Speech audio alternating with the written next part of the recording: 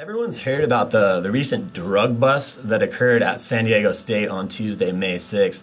If you haven't heard about it yet, just go ahead on google.com and do a search on SDSU drug bust or something. You'll find blogs and news stories and tons of information from places around the entire world to learn about what happened. The main issue that I'm concerned about in regards to what happened is really how the media, through television and news articles and everything, are making it sound like this was a frat drug cartel. It's feeling like it's just another chance for the national media to say that frats have taken that whole Animal House mentality of sex, drugs, and rock and roll to a whole nother level, and that is not what fraternities or sororities stand for. My goal is that the world needs to realize that a select few number of students that were actually arrested were members of fraternities. More importantly, the currently reported number of fraternity members that were arrested represents less than 1% of the entire fraternity and sorority population at San Diego State University. Less than 1%. So to draw a conclusion that fraternities and sororities are somehow okay with the events that took place, or that this was a frat drug cartel, it's ridiculous. It's less than 1% of the Greek population here. What I did to kind of help this situation is I created a blog posting that shows the truth about fraternities and sororities, and this blog has received nearly 10,000 visits in the last 48 hours from people around the entire world. I'm talking Shanghai, London, South Africa, Australia, tons of places around the world. I didn't think would actually read it, but I was really surprised.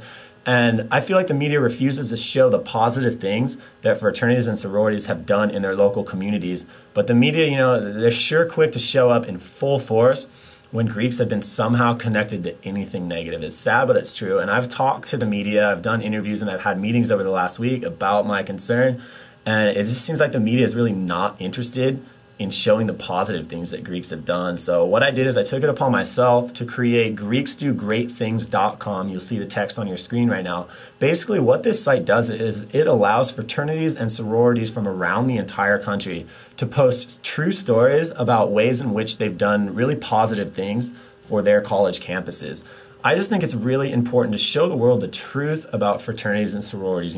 Show the country, show specifically parents of future college students. I've talked to numerous parents on this campus that now, because of what they've seen in the media, they feel like they should refuse to let their son or daughter join a fraternity or sorority. And I think that's going to have them miss out on a lot of valuable aspects of college life. And I think it's important that we show the world that it's really sad to make a conclusion about an entire national organization based on the actions of less than 1% of San Diego State fraternity members. It's a really sad conclusion to make. So what I think you should do is go to GreeksDoGreatThings.com and talk about your fraternity or sorority and the great things that Greek life has offered you.